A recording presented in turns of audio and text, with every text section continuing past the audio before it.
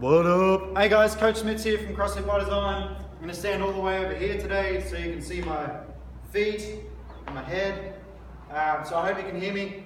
But what we're going to talk about today is the snatch deadlift and clean deadlift. And then we'll go into snatch pull, clean pull, snatch high pull, clean high pull, and then we'll talk about pull down at the end. So the eccentric or tempo movement on the way down. So we'll go over the snatch. When I do my snatch deadlift, I set up the same way I do for the snatch. So my stance is the same, my grip is the same, and then my position at the start is the same.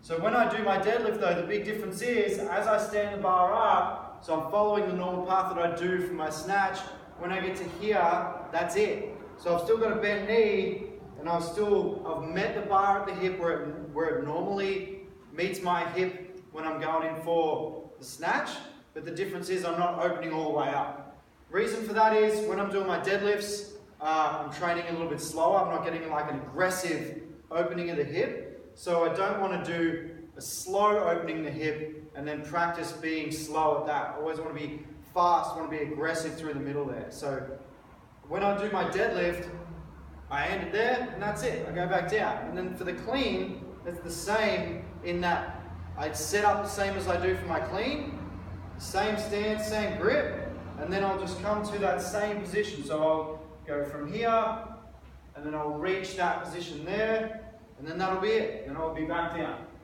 Cool? So, snatch, deadlift, clean deadlift. Then we've got snatch pull, clean pull. So what I'll do from there, again, start out the same as if you're just going to snatch the bar. And then from here, just do it in slow motion first. So I start out like this, right? And then I execute the movement the same way I would for the snatch. Come all the way up, and then I shrug the bar, and my elbow stays relaxed. So it looks like that. So you think about it like Coach Bergner says in the Bergner warm-up, you want your arms like ropes, not like 2x4s. So you want to be relaxed. So as I come up, I shrug, and my elbow kind of follows, but I'm not trying to really point my elbow to the sky. That is what the high pull is. So depending on what you're trying to do and what positions you're trying to train and where your weaknesses are in the movement, that's going to dictate whether you do the pull or the high pull. I mean, hey, they're great. They're both great things to do, but you might need one more than the other. So the high pull starts out the same as the pull. The only difference being is I come all the way up, I shrug, and then I row. So I'll be from here and then like that. So if I'm going to do that in the clean version, then all I simply do is adopt the position I would do as if I was going to clean the bar, and then I can do my shrug, and then the same deal. If I'm going to do clean high pull, I pull the bar high. Snatch high pulls are great if you're somebody who bumps the bar out and it just kind of boop, out on that angle, or out on that arc, sorry. And then the same goes for clean high pulls. They're good too if you're somebody who, you know, does this weird little reverse curl at the end of the movement. You're just like that, so it's elbow back all the time. Then that would be great for you. But talk to your coach about what you might need or what might work better for you. But they're just great things to do position-wise. So they're going to teach you how to hold positions, how to maintain positions, and getting stronger in those positions.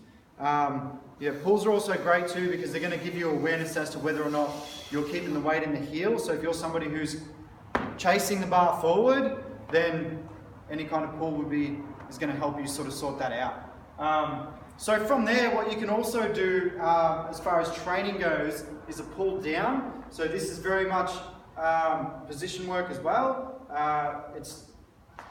We'll go over the snatch pull down first. So I'll go, what I do is I'll do my snatch deadlift up first.